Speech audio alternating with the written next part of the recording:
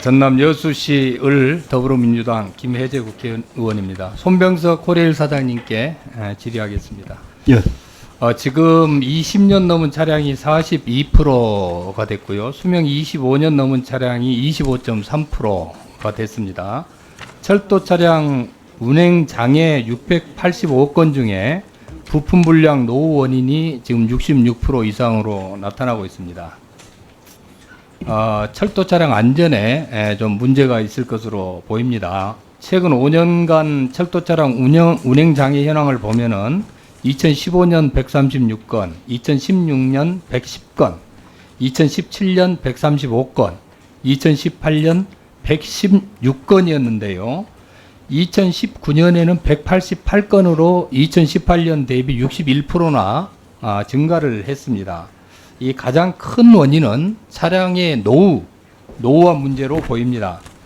현재 광역 전동차 총 2,580칸 중에서 20년 이상 된 칸이 1,080칸으로 41.9%나 되고요. 이 중 차량 수명 25년 넘은 게 393칸으로 15.3%나 되고 있어서 노후 차량 교체 문제가 심각한 상황이라고 판단됩니다. 실제 5년간 차량 운행 장애 건수가 685건인데 부품 불량 노후 원인이 455건으로 66% 이상을 차지하고 있습니다. 특히 차량 운행 장애 685건 중에서 444건, 65%인데요. 이것이 향후 대형 사고로 이어질 수 있는 동력 제동 장치에서 발생하고 있습니다. 노후 차량 교체가 시급한데 예산과 시간 측면에서 많은 애로가 있을 것으로 보입니다만은 이에 대한 대책이 있으신지 간단히 답변해 주십시오. 예, 지금 그 운행 장애 및 이 노후도에 관한 그 의원님 우려와 지적에 사장으로서 공감하고 있습니다. 그리고 그 대책도 사실 첫 번째 가장 빨리 그러니까 노후 차량 교체가 일어나야 됩니다. 그래서 저희 공사에서는 2024년까지 총 1조 5천억 원을 투자해서 그 노후 전동차 약 1,012량을 교체할 그런 계획으로 있습니다. 다만 다들 아시다시피 지금 코로나19 등으로 인해서 영업 손실이 증가하고 있고, 그래서 저희들이 재정당국 쪽에 이런 노후 차량 교체에 따른 어떤 정부의 정책적인 지원 같은 것들을 건의하고 있는 중입니다. 예, 고맙습니다. 그 주 52시간제에 따른 4조 2교대 전환 문제에 대해서 질의하도록 하겠습니다. 지금 대부분 공공기관들이 주 52시간제 시행으로 4조 2교대 근무를 하고 있는 것으로 알고 있습니다. 맞습니까? 네. 그래서 코레일도 지난 2018년 6월에 4조 2교대 근무를 2020년 1월에 전면 시행하기로 노사 합의를 한 적이 있죠. 네, 그렇습니다. 근데 그 이후 3차례에 걸쳐서 협상을 했으나 모두 결렬됐고 아직까지 이 부분에 대한 진전이 없는 상황입니까? 특히 최근에는 코로나19로 인한 영업 손실도 큰 이슈가 되고 있는데요. 결국 4조 2교대를 위한 인력을 몇 명 정도 충원할 것인가의 문제로 협상이 안 되고 있는 것으로 보이는데 그 외에 다른 이유가 있습니까? 핵심적인 그 사유는 지금 의원님께서 지적하신 그 부분이 되겠습니다. 다만 저희 공사 측에서는 현재의 어떤 경영 상태를 볼 때 어떤 인력 충원보다는 내부 인력 효율화를 통한 근무 체계 개편이 더 바람직하다는 그런 생각으로 공사 나름대로의 4조 2교대 추진 계획을 마련해서 지금 노조와 노측과 적극적으로 협의 중에 있습니다. 예, 두 가지가 병행이 돼야 되겠죠.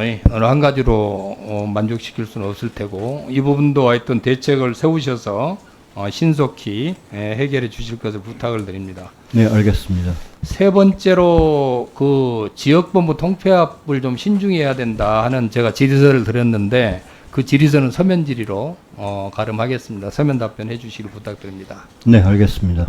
다음에 김진숙 우리 한국도로공사 사장님께 질의하겠습니다. 지금 이 한국도로공사 부채가 지속적으로 증가되고 있어서 재무 건전성 악화가 우려되고 있습니다. 2019년도 도로공사 부채는 29조 4,536원으로 2015년 대비해서 약 2조 5천억이 증가를 했습니다. 게다가 통행료 감면 제도와 민간도로 대상의 선투자 등 앞으로 부채는 더욱 늘어날 것으로 보입니다. 중장기 재무계획에서 2024년 부채는 41조 2,400억 원으로 현재보다 11조 7,864억 원이 증가할 것으로 나타났습니다.